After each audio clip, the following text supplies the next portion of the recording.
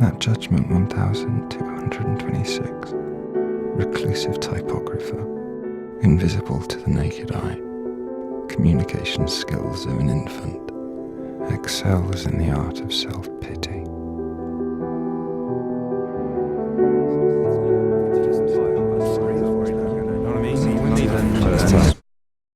Shan, thank you very much for coming in to see us. Really, really appreciate it. Congratulations on winning the Oscar. It wasn't this Oscar, but that'll do. That one's a good one as well. This is our Oscar to you. Amazing. Can I keep this one as well? You can forever. I'll just keep this one on display and hide the real one. We'll just keep him here. He's a bit odd shape, but you know.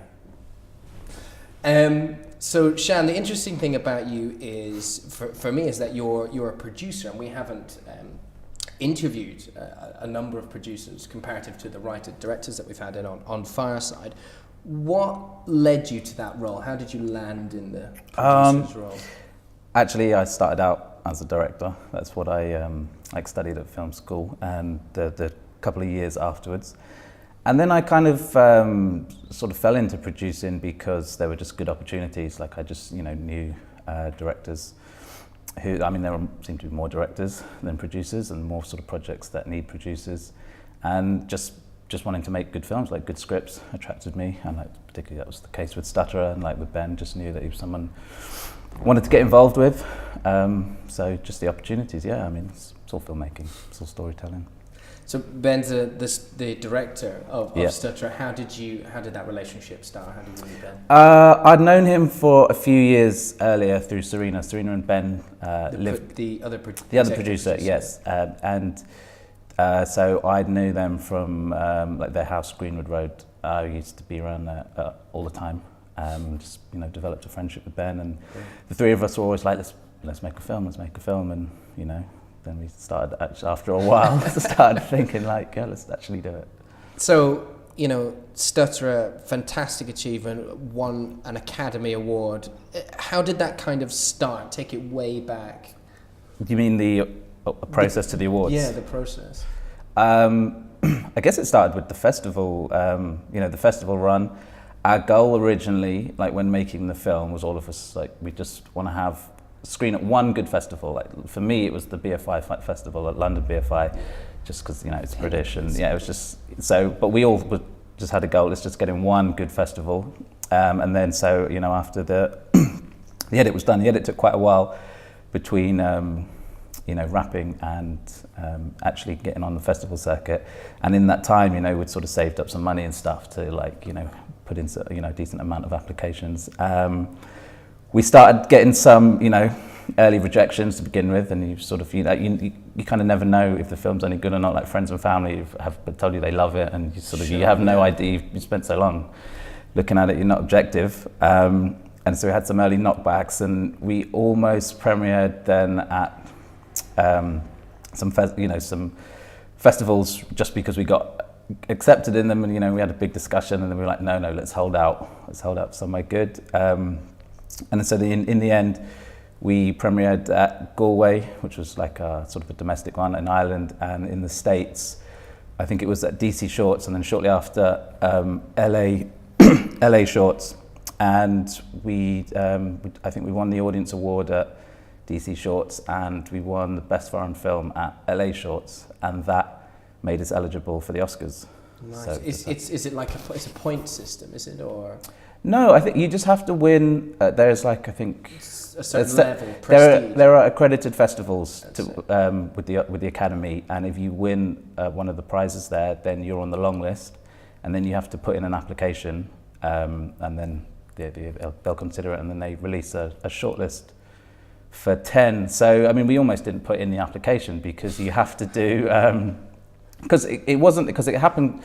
The long listing happened again quite suddenly, and that was the first time we actually thought oh wow, we won some awards. This is actually seems to be a decent film, and you have to have a 5.1 mix to submit to the Oscars, and we only had a stereo, and we totally run out of money. We had no way of sort of doing it, and we're like, God, can we do 200 quid to whatever to get a new sound mix done? And So we kind of weren't going to do it, and we were just sort of like laughing about it, even when we decided to do it, telling mates like, oh yeah, we're going for the Oscars, you know, haven't got a chance. And then we managed to get a freebie to do the sound mix, and so we literally got it in literally 5 minutes before the deadline, applied to the Oscars, and you know, the last. It's a brilliant story. Yeah. It's brilliant. What was that night like? I mean, I'm sure you've seen videos of it growing up and whatever, and then you're there in Los Angeles and. You know, it was just surreal. It feels like about 3, because I mean we started like first thing in the morning, you know, like doing press and stuff, and so the whole thing, and then you know you're going all night. So it feels like about 3 days sort of rolled into one, and you know, all the sort of, you know, the nerves and excitement beforehand, and so you kind of almost feel like you're sort of watching it from outside of you. That's how I felt anyway. So yeah. Did you find yourself in a couple of rooms and you were like, look at all these people in this room? Absolutely, yeah. I think there are many times, because I mean the whole week leading up to the Oscars ceremony, there are like parties and events and things like that are put on by different things, and you know there was just loads of people at that, and you meet people as well and get to talk to them. So it was. I would have thought that I'd be acclimatized, but even then not when you get to the Oscars and then you're sort of sitting there and you're just looking everywhere you see there's just someone. It was, you know, pretty incredible.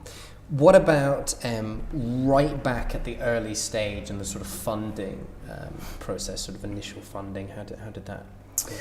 Well, this is the thing. So Ben was a screenwriter, and you know, Serena and I, because we'd known him for years, we knew that his stuff was really good. But he wanted to direct as well, and he'd like applied for some schemes and stuff, and you know hadn't got through, and no one would give him the money to direct his own scripts. Like, you know, his scripts would get through, but he wouldn't be allowed to direct them, which is what he wanted. So in the end, he just wanted to self-fund it. So he saved, I think he'd won some money in screenwriting competitions and stuff. Amazing. And then he had like $4.5 grand, and then then Serena and I topped it up a little bit. I mean, the production budget was $5.5 grand. And so that was it. It was all self-funded. Amazing. Yeah.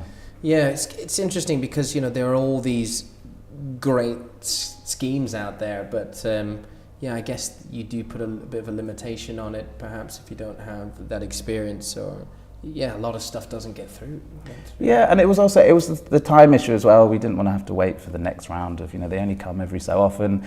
And like I said, we'd been talking about it for ages, and you know, Ben was just like, no, I really want to do this now in the summer, and it was the summer as well, and you know, Serena and I, it worked for us as well, so we were just like, okay, let's just do it, because it was the summer as well. Serena and I both just took a month off from work, and we were just like, okay, we're going to do it, that's it, you know.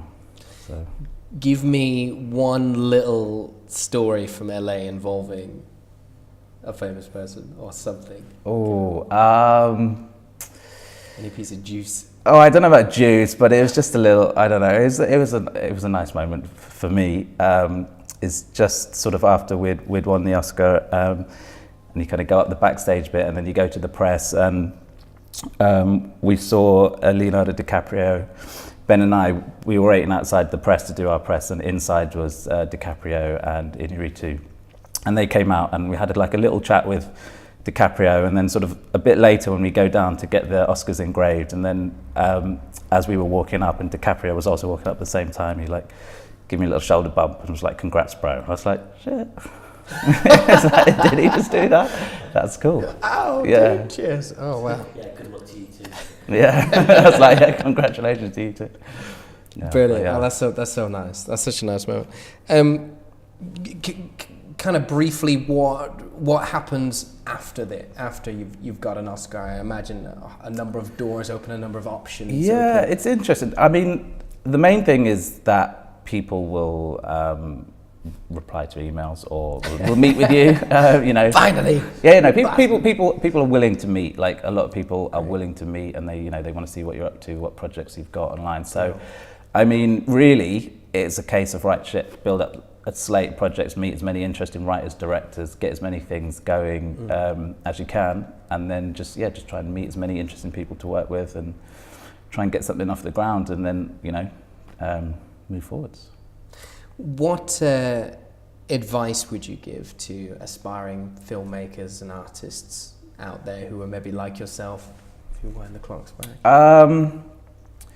I think the best piece of advice that I've learned over all the different things is to really like the people that you're working with. And because, you know, making a film, any film, like a short film, you know, you go through the wars together, and you really want to know that you get on and you rate each other and trust each other's opinions. And I think that was the strength on Stutterer, is that we all brought something, and like of the three of us, we all brought something, and we all balanced out each other, and we all had complete trust in each other.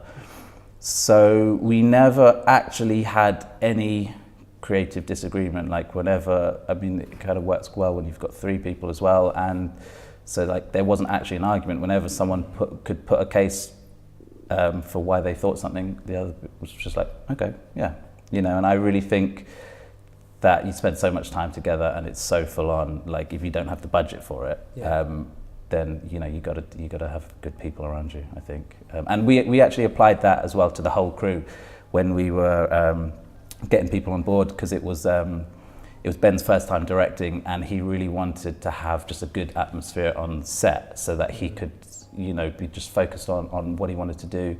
So we actually, you know, crewed up with that in mind, of just people who are like easygoing. No one's going to be too stressed about if their time, you know. Mike, the DOP, was amazing, like, because he basically had no time at all to light. Like something has to get, you know, we don't have the money for all the shoot days we want, and something has to get squeezed, and quite often it was him, and he, you know, just worked at the speed of light and never complained. And, you know, and that's sort of what we chose to do, and, you know, it worked, I think.